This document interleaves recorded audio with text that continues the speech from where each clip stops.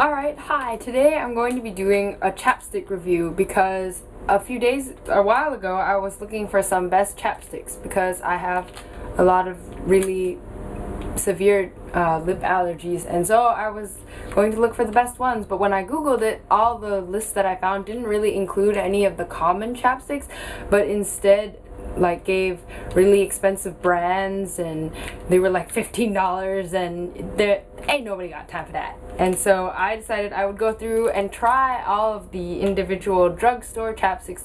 So here are a couple of chapsticks that I've just found in the drugstore or in the checkout line or whatever, and just decided to try because I'm kind of obsessed with chapsticks.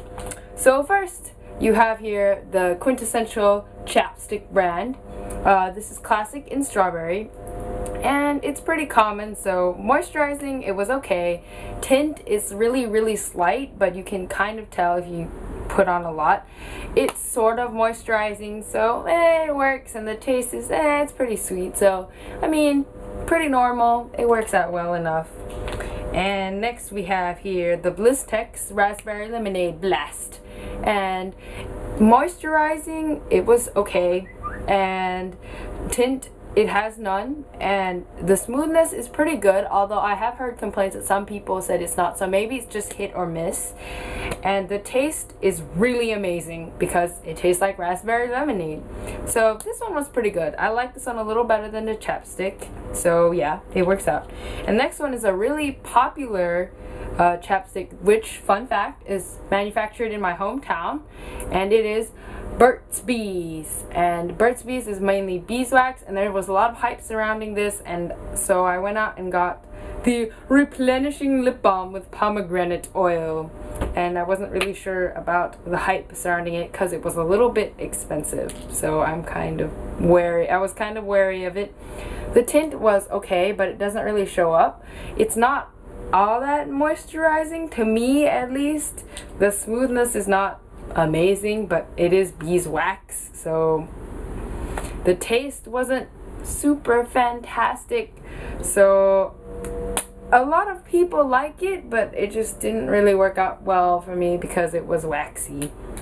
I mean, and then this is the second chapstick, beeswaxy chapstick, that I tried. I just picked it up randomly one day, and it was kind of because my lips were dry, but just don't do it. Just don't, because it's beeswax, and the moisture wasn't great. The tint was too dark, because if I mark on my hand, you can already see it's just way too dark for my lips. The taste was nasty. If you eat something, you can still smell the wax while you're eating. It's really nasty, and it's not really smooth at all, but again, wax. So next I tried Soft Lips, which is this really narrow kind of chapstick, and it's Soft Lips Pearl, so it's a little bit pink and shimmery on the inside.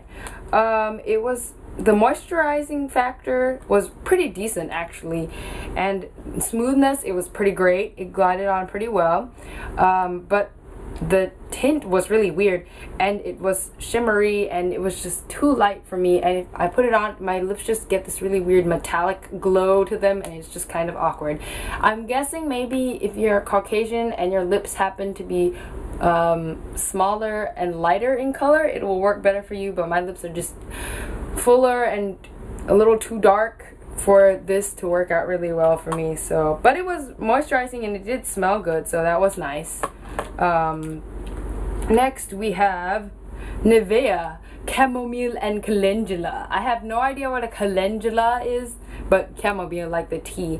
And the moisturizing factor was really great. The tint doesn't have any. It looks green, but it's no tint at all, really. It glides on really smooth. The taste and smell, it smells okay, but it does smell a little bit like tea, so that's a little weird.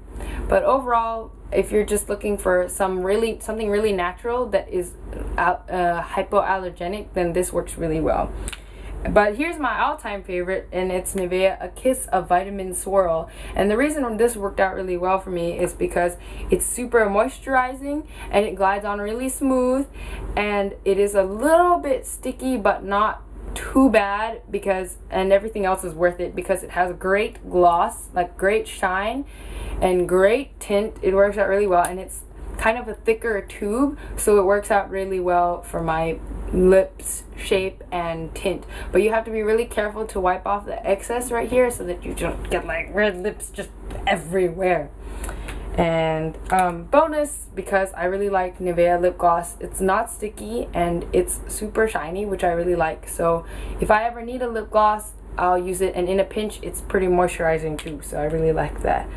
And finally we have this EOS in Fruit Punch, and all my friends are really obsessed with these, and I didn't really understand why, and I figured it must just be the egg shape. And so the gliding factor was okay, and the moisturizing factor wasn't great, but I guess it was okay. But I think the main advantage is really just the fact that it's an egg shape, because who doesn't want an egg? Although I guess it is a little awkward because it's like, let me apply an egg shape to my mouth, I guess. And the shape is a little bit awkward because if you can't really put it in your pocket, you have to put it in a purse, because if you put it in a pocket, it's like, I have this weird egg shape in my pocket now. But yeah, I mean, it smells really great and tastes really great too, so it works out if you like egg-shaped chapsticks. But yeah, those are all the really common chapstick brands, and I hope you got something out of that, and now you'll know which ones are moisturizing and which ones are kind of just meh. But yeah, and if you take a look at my shirt and notice the braided end, I don't know if you can see it, but braided end, that is a hint for what our next video is. So, okay, bye.